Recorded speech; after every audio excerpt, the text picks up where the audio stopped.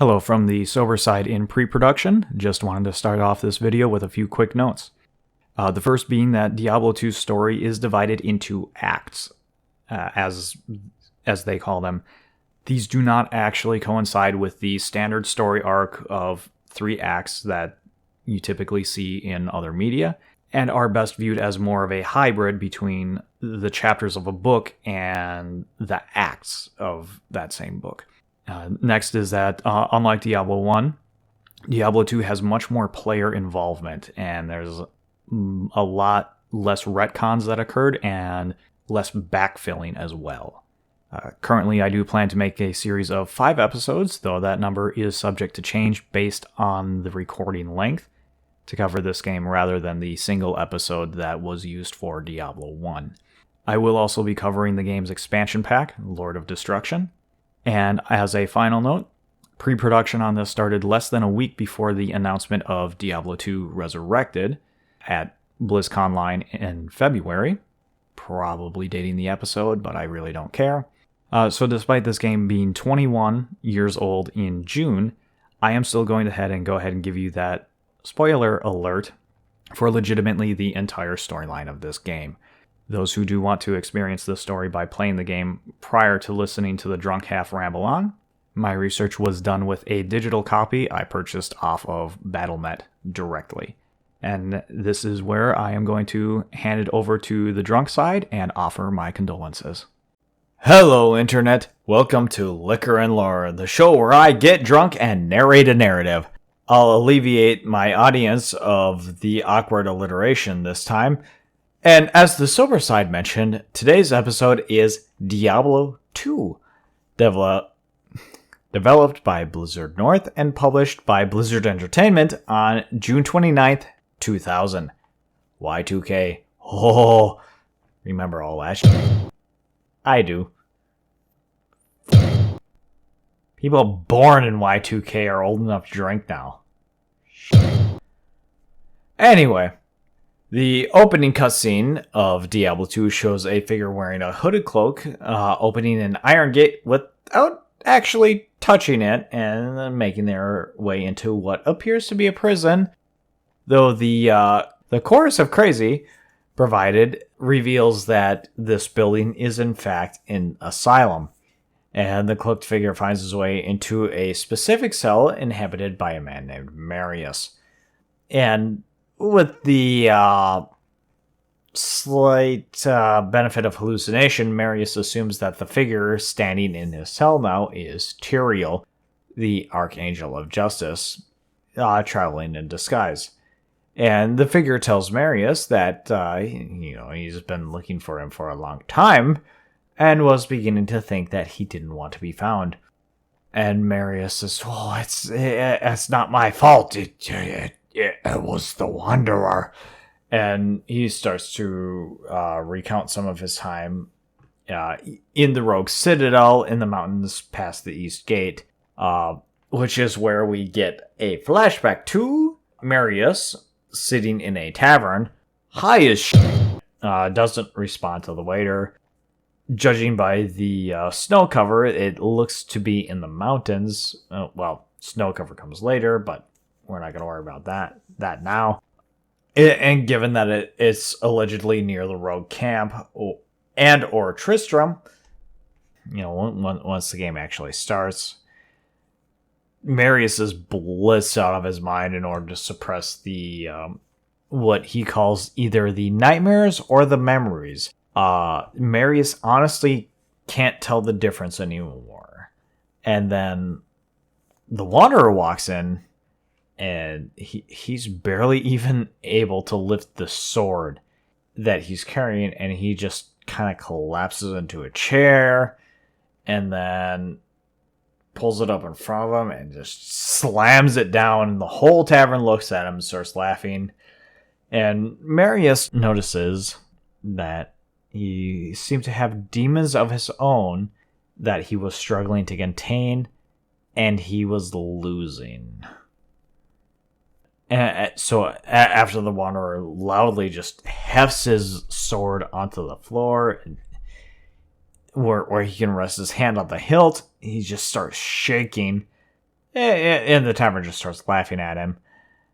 And the Wanderer kind of loses control of, well, to be perfectly fair, the Wanderer loses control of Diablo, who he's trying to contain in his fucking forehead. And the tavern that he's in just gets lit on fire. Brazier gets knocked over. Little fire elementals come out of the embers. And, souls start flying around and punching through people and killing people. And the tavern is lit on fire, and legitimately 99% of the patrons are killed. Marius and the Wanderer are the only two that we see leave the burning remains of this tavern. Marius also knows that he can't remember why, but when the Wanderer beckoned, he had to follow. And from then on, they traveled together to the east. Always to the east. And this flashback ends with the splash screen of the game's title, Diablo 2, which brings us to where the players enter the narrative. The setting starts in the Rogue encampment, which is presumably in Condorus, based on the similar climate and its proximity to Tristram and the monastery that was the focus of Diablo 1. However, in Diablo 2, we will see much more of Sanctuary. The protagonists, as canonicized in Diablo 3, are a band of 7 champions: an assassin, an Amazon, a barbarian, a druid, a necromancer, a paladin, and a sorceress, which also happen to be the 7 playable classes. But sorceress and assassin are the best. So after making a character, we find ourselves in the Rogue encampment, greeted by Wariv, a traveling merchant who is laying low with his caravan for now. Wariv shares a rumor that Diablo walks the earth once again and claims he doesn't believe it. However, he does mention a dark wanderer that passed through a few weeks ago that evil seems to follow. And at the end of the day, the monastery that guards the passage east through the mountains is closed, and the roads currently too dangerous because monsters. Wariv then sends us to speak with Akara, who seems to be in charge at the camp. Akara introduces herself as the High Priestess of the Sisterhood of the Sightless Eye and informs us that their citadel and most of the rogues that guarded it have been corrupted by a demon known as Andariel. Akara offers the loyalty of the remaining rogues in exchange for lifting the curse. Spoiler alert, big f***ing ask.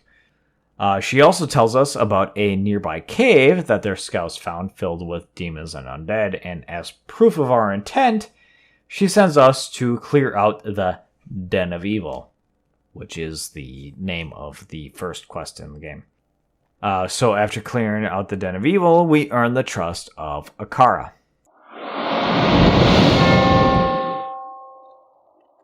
Now that we won the favor of the spiritual leader, it's time for the military leader, Cassia. You can talk to her sooner, but she doesn't try to get your attention until after you've earned Akara's trust. Either way, after clearing out the Den of Evil, Cassia's scouts report that Bloodraven, formerly one of their best captains in the battle against Diablo's forces, and was one of the first to be corrupted by Andariel, has been spotted in the monastery graveyard, resurrecting the buried rogues as zombies. So we're off to earn Cassia's trust now. So after taking down Bloodraven, because let's face it, this is a video game and we were sent on a quest, we earn the respect of Cassia, who allows us to hire a rogue as a mercenary. At this point, Akara decides that the only person that has the knowledge and schooling in arcane lore to help us understand and combat the threat we currently face is the last Horadrim, Deckard Cain. who she happens to suspect is in Tristram and hopes that he's still alive, even though the Dark Wanderer passed through 2 weeks ago. So in order to get there to Tristram in time, she tells us about a convenient portal to make sure Cain doesn't die while we travel to Tristram by foot. So we're off to find a magical tree that can tell us what order to touch the magical rocks to get to Tristram. There's a side quest that can start here, but it takes place a little bit later on technically. So after our mercenary dies, it's fine, we can resurrect her back at the camp. And we save Deckard Cain, who's been in a gibbet for at least 2 weeks. No clue how he survived, and he doesn't volunteer the information. But if you stay a while and listen, he confirms that Diablo has in fact returned and reveals his fear that he is possessing the hero from the first game, whose identity was backfilled in Diablo 3 as Aiden, King Leoric's son. If Cain's fear is true, then Diablo will be more powerful than ever before. Once again, why manages to remain ambiguous.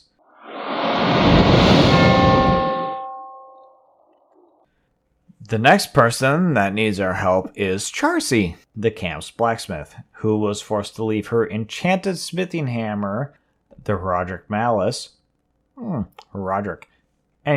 behind when she fled the monastery.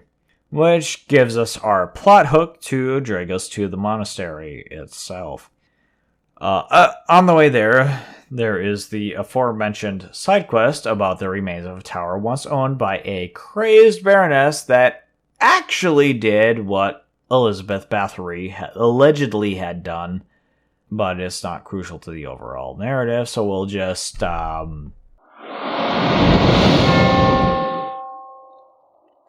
yeah.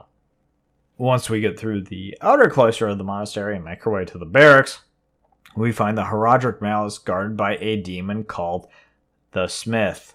And after our mercenary dies for the 4th time, they start at level 2 when you're in a level 10 area. It's gonna happen.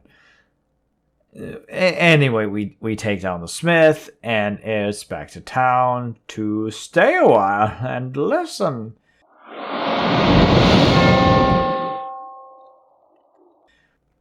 Cain confirms that we are currently facing Andariel, who had once worked with the other lesser evils to overthrow the 3 prime evils, those being Diablo, Mephisto, and Baal, and banished them to Sanctuary. Cain's concern is that Andariel's presence in Sanctuary may be a sign that the lesser evils are once again working with the 3 prime evils. And since Andariel has made her lair in the monastery, it's back through the barracks we go to the jail, which for some reason doubles as a passage to the inner cloister of the monastery. Upon returning after mercenary death number 5, aka fighting Andariel, Cain agrees to join the caravan, and after a quick chat with Warev, it is eastward to Lutgolen, which brings us to Act 2.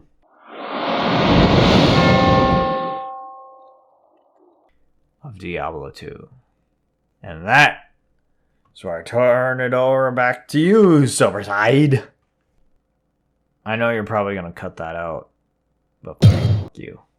Hello again from the sober side. First off, to those of you who endured until the end of this video, thank you for watching, or well, more listening, but thank you regardless, and also thank you for remembering your YouTube viewer etiquette.